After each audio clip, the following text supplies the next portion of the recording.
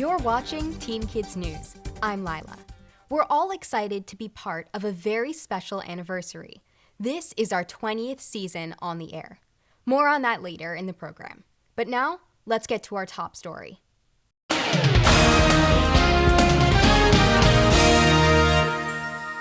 If taking the PSAT or SAT is in your future, there's a major change coming. Ava explains. First, a little bit of history. In the year 1926, Calvin Coolidge was America's 30th president. Robert Goddard launched space exploration by sending up the first rocket propelled by liquid fuel. 19-year-old Trudy Ederle dove into the history books by becoming the first woman to swim across the English Channel. A.A. Milne introduced young readers to the adorable, honey-loving bear, Winnie the Pooh. Inventor John Baird gave the first public demonstration of a device we can't imagine living without: television. And 1926 was the first time that high school students had to tackle the SAT. Over the years, the SAT has changed, and now we're about to see one of its biggest changes ever. And that's the perfect cue to welcome back a good friend of Teen Kids News, Rob Franek. He's the editor-in-chief of the Princeton Review. Let's not keep our viewers in suspense. What is the big change for the SAT as well as for the PSAT? The SAT and the PSAT are going digital. From now on, you'll be taking those tests on a computer laptop or on a tablet. Pencil and paper test versions will be no more, except for students with special needs. And this starts as of? Couple of dates to keep in mind. In March of 2023, SAT tests will be given internationally in a completely digital format. Fast forward to fall of 2023, where all PSAT tests will be given in the digital format. And then spring of 2024, that's March of 2024, all SAT tests will now be digital exams. Besides being digital, what are some other changes? Couple of big changes and really wonderful changes for students is that it will be an hour shorter. So the current SAT, the pencil and paper SAT, is a 3-hour test. The new digital version will be a 2-hour test. Next on the list, there'll be shorter reading passages. Calculators will now be used on every math section. And actually, the calculator is built into the digital device that you'll be having as well. And students will get their scores faster. I like all those changes. What about the ACT? Well, right now, the ACT is giving all of their international testing locations for the ACT the digital version of the exam, and that's been happening for 3 years. It is very likely that the ACT domestically here in the United States will go fully digital, but they haven't announced it yet, so it will not happen this year. Here's something we've talked about in the past: whether or not to take advantage of the choice to go test optional. Do these new digital tests change the calculus?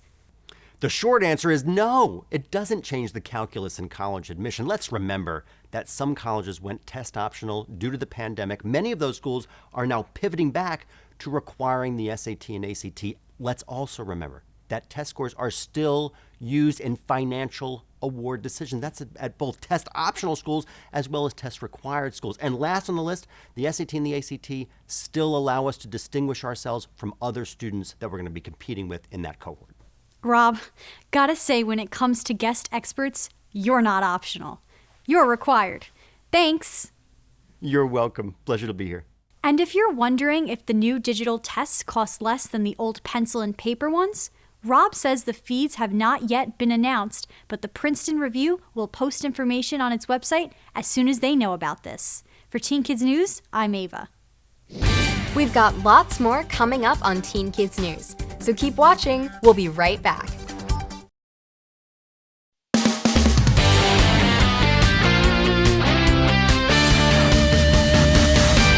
There's nothing funny about collecting comic books. With some of them selling for millions of dollars, collectors take comic books very seriously. Like most collectibles, the value of a comic mostly depends on its rarity and its condition.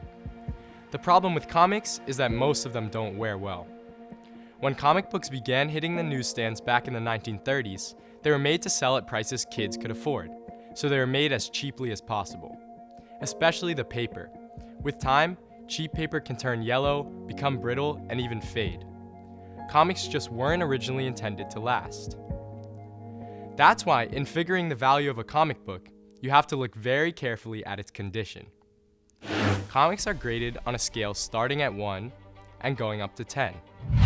At the top is mint, basically a comic that is in, or nearly in, perfect condition. Comics in perfect mint condition were probably never even read, since that could hurt their condition. A few steps below that is fine. You can see that the comic has been handled, but very gently. Good means you can see some damage, but it's minor. Fair, the comic is worn and tattered. Poor, lots of damage. In fact, the comic may not have any value. The difference in condition is why two versions of the same comic can command vastly different prices. So what's the most expensive comic book ever sold? I'm gonna say a Batman comic. On Avengers? I think Marvel probably. I have no idea. Here's a hint. It was out of this world. I'm sorry, I don't know any comic books. How about it was super expensive? Superman? Superman? Yes, the most expensive comic book ever is the one that introduced Superman. Action Comics #1 was published when our great-grandparents were kids, in 1938. The DC comic was written by Jerry Siegel and drawn by Joe Shuster. It sold on eBay for $3.2 million. The next most expensive comic is another DC superhero, Batman. The Cape Crusader made his debut in Detective Comics #27 in 1939. The writer was Bill Finger, art by the legendary Bob Kane. You could have picked that issue up for $2,230,000. If you're a Marvel fan, you might be wondering how Spider-Man compares to Superman. The friendly neighborhood web-slinger first appeared in Amazing Fantasy 15 in 1962. Stan Lee was the writer and Steve Ditko the artist. That issue sold for $1.1 million. And if you've ever wondered why comic books are called comic books, back in the 1930s, newspapers had a section called The Funnies. It was filled with entertaining stories told through a short sequence of cartoon drawings, known as comic strips. As the legend goes, an enterprising salesman came up with the idea of reprinting the newspaper comic strips, but in booklet form. And some household products gave you coupons that you could mail in to get sent one of those books, made from comics. That early form of merch proved so popular, a new industry sprang up. And instead of just recycling comic strips from the newspapers, the race was on to create original work. And the comic book, as we know it, was born. For Teen Kids News, I'm Benjamin. We have to take a quick break, but don't go away because Teen Kids News will be right back. It's time for Make the Grade. Here's Christin with this week's advice. When you hand in a paper, you might not get the grade you want if you miss an important step, because the difference between an A and a C can be a P. P for proofreading. Yes, I know that computers have little red lines that alert us to misspellings, but you can't rely on that. Let's say you typed, "I read a book a week." Unless you're using papyrus, which is actually a reed, you misspelled read, but your computer probably won't catch that. However, your teacher will. As for autocorrecting, sometimes it's helpful, but sometimes it's not. First of all, when the computer autocorrects a misspelled word, it often ends up substituting a wrong word. Sometimes you weren't even at fault.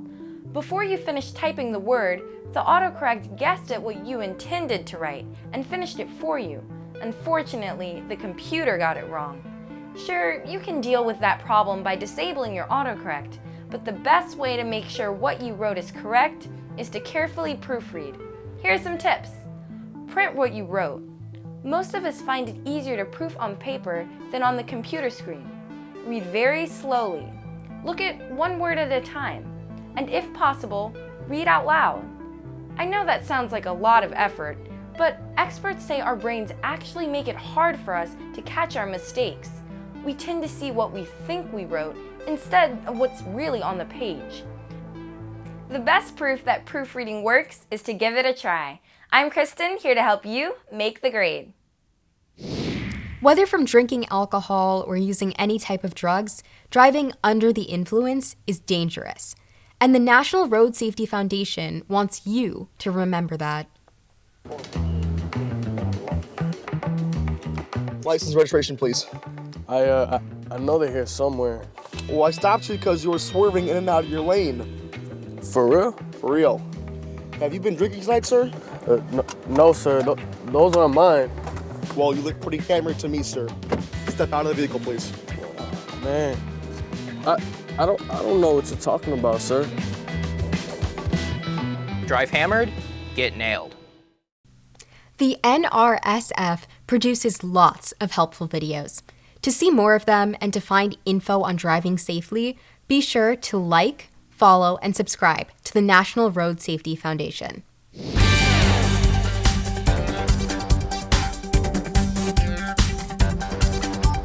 Still ahead, we look back.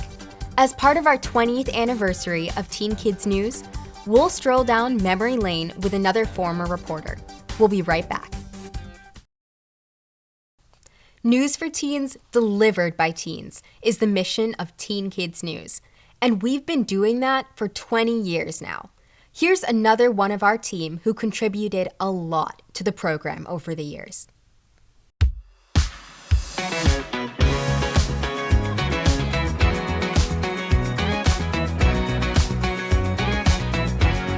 According to the Department of Agriculture, 1 out of every 5 kids in the U.S. struggles with hunger. That's why gardens like these are so important. Hi, I'm Eden. I was a reporter for Teen Kids News, and I joined the Teen Kids News family at the age of 10, all the way through to the age of 18. Welcome to Camp Broadway. There are no campfires here, but still, things are really cooking. Far from his mother's knees, she must. I wanted to be on Teen Kids News because it just looked like so much fun, and I just wanted to be a part of it. I had to be a part of it.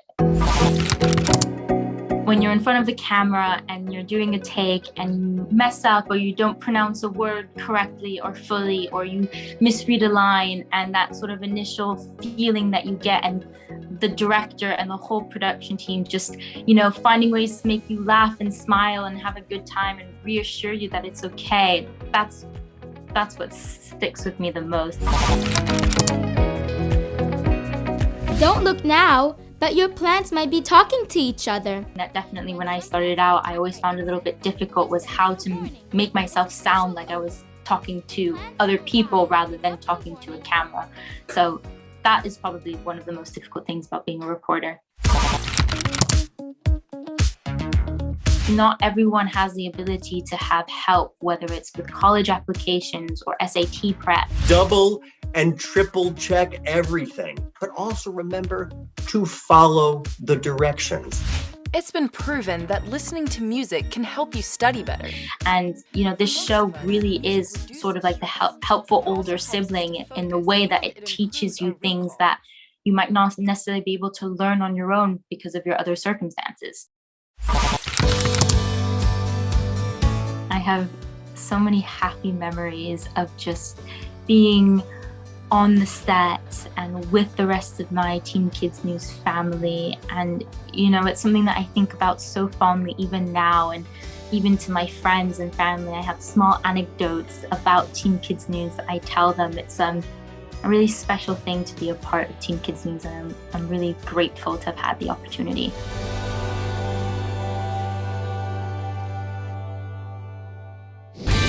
It's time for another short break, but we'll be right back with more Teen Kids News. So stay with us.